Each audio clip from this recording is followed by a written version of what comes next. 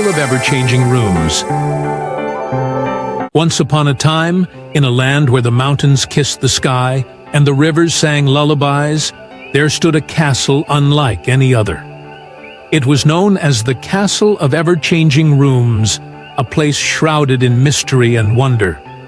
No one knew who had built it or why, but legends spoke of its magical nature, a castle that shifted and transformed, its rooms rearranging themselves like pieces of a grand puzzle.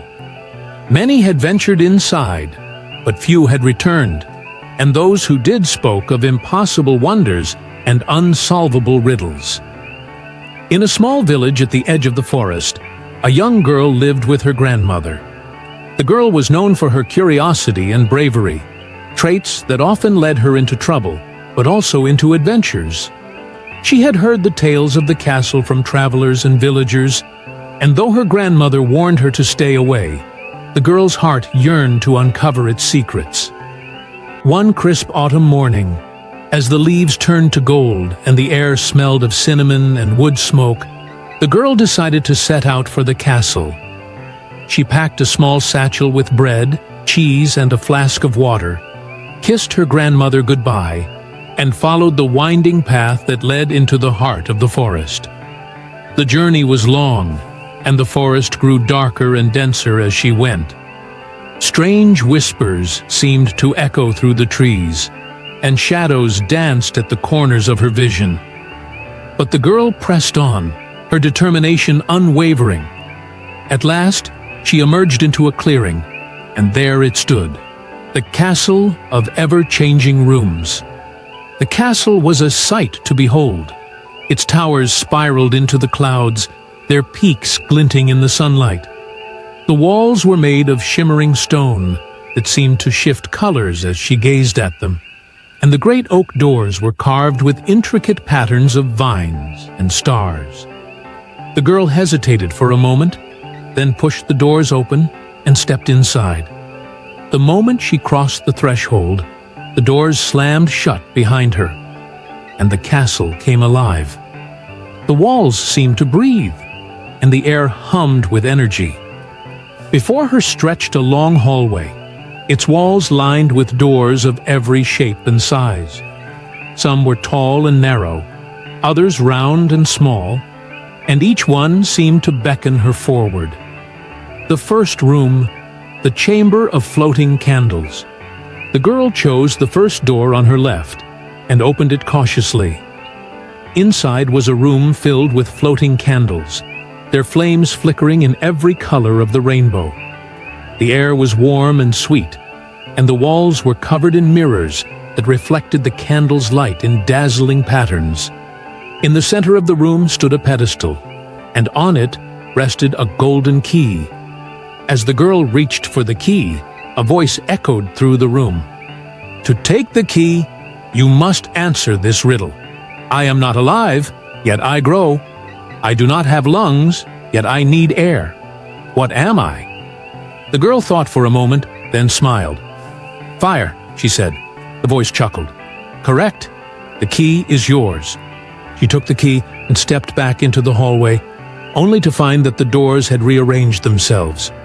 The door she had just exited was now 3 doors down, and a new door had appeared where the old one had been. The girl realized that the castle was indeed alive, and it was testing her. The second room, the Garden of Singing Flowers. The next door she chose led her into a garden unlike any she had ever seen. The flowers were enormous, their petals shimmering with dew, and they sang in harmonious tones that filled the air with music. The girl walked among them, marveling at their beauty, until she came to a fountain at the center of the garden. The water in the fountain sparkled like liquid silver, and floating on its surface was a small, silver flute. As she reached for the flute, the flower's song changed, becoming a warning. "Beware," they sang. "The flute holds power, but it also holds a price." The girl hesitated, then asked, "What is the price?"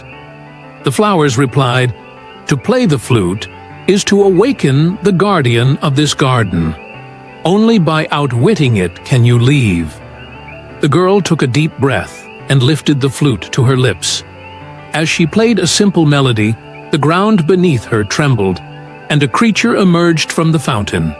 It was a serpent made of water, its eyes glowing like twin moons. "You have awakened me," the serpent hissed. "To leave, you must answer my question. What is the one thing that can never be seen, yet is always present?" The girl thought carefully. "The wind," she said. The serpent nodded and dissolved back into the fountain.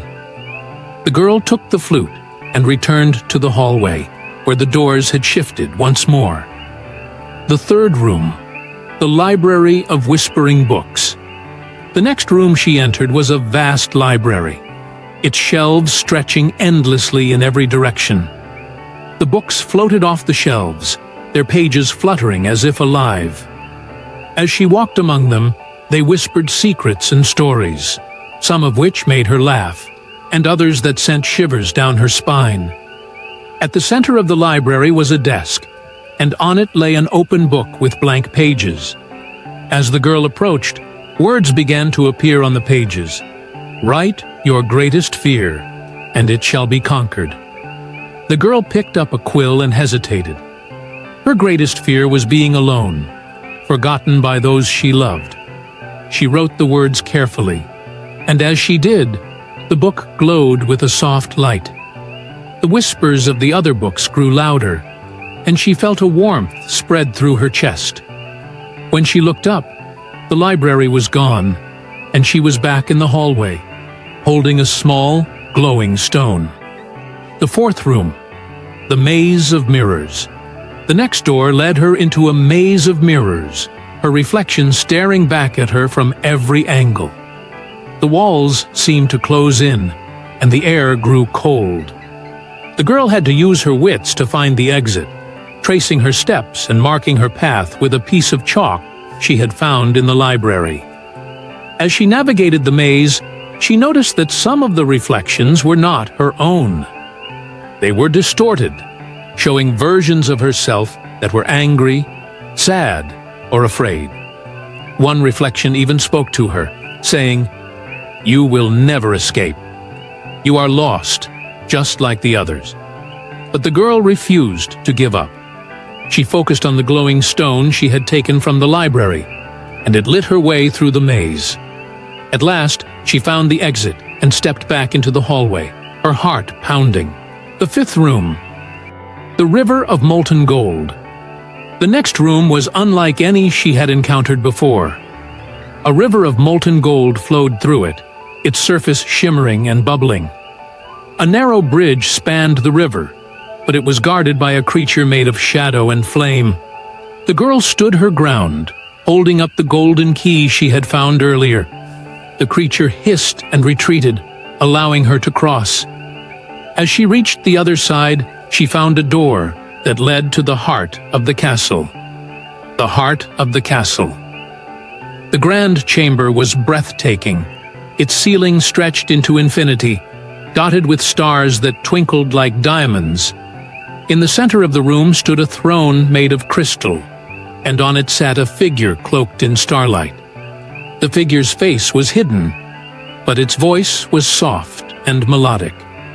"You have come far, child," it said, "but the final challenge awaits.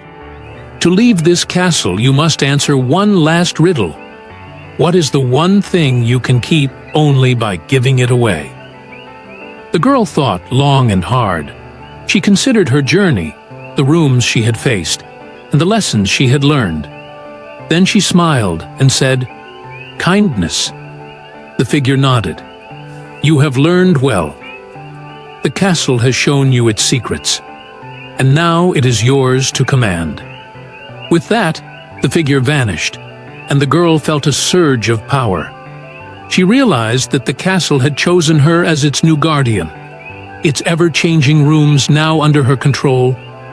She could reshape the castle as she wished, creating new wonders and challenges for those who dared to enter. But the girl knew that her place was not within the castle's walls. She had a home, a grandmother who loved her, and a village that needed her.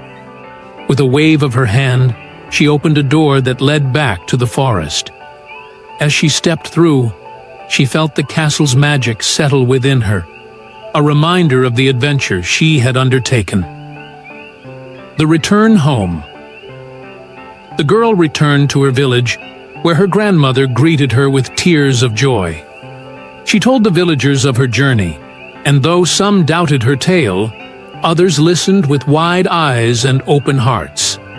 The girl knew that the castle of ever-changing rooms would always be a part of her, a symbol of the courage and curiosity that had guided her. And so, the girl lived her life with kindness and wisdom, always remembering the lessons she had learned within the castle's walls.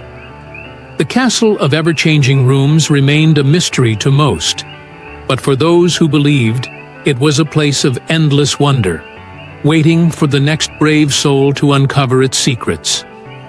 And the girl?